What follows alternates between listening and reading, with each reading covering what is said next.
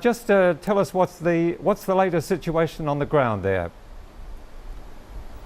Well, the situation remains very tense here in Bangkok, Edwin. As you mentioned, the Thai army on Monday threatened to use force if necessary to clear the protests, but that did not seem to have any effect. Anti-coup demonstrators continued to pour into the streets by the hundreds here in Bangkok, and they were clearly and visibly very angry at this newly formed military government.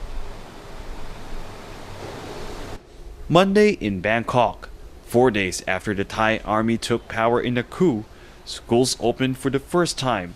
The city streets were packed. For a while, it seemed business as usual.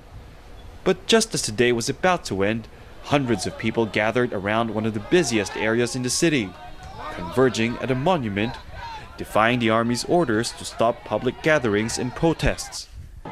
Despite a stern warning from the ruling military junta, anti-coup protesters continue to gather here in Bangkok. On Sunday, there were about 1,000 of them all over the city. Now, there were no violent clashes, but this time around, if these protests continue, the army says they cannot guarantee that. Today, there have been protests starting again. Are we going to go back to the old days? I would like to ask people that. If you want that, I will have to enforce the law. That was the junta's leader, General Prayuth Chan-o-cha, also the country's de facto leader, after getting an official endorsement from the highly revered monarchy. And after imposing broadcast media censorship, the army now wants to crack down on social media. Soldiers and riot police surrounded protesters on Monday, at several points facing off directly with them. Demonstrators say they know the danger they're facing, but they're not backing down. I want democracy.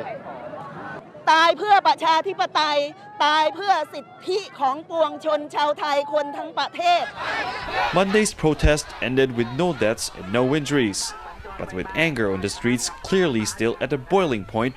What happens next in this massively divided country is anyone's guess.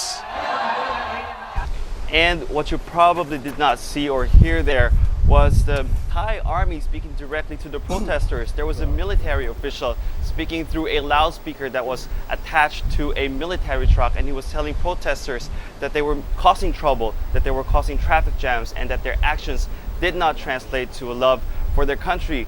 He also spoke to foreign journalists covering the protests, and he told us that we should go home because we apparently do not understand what's going on in Thailand. Edwin?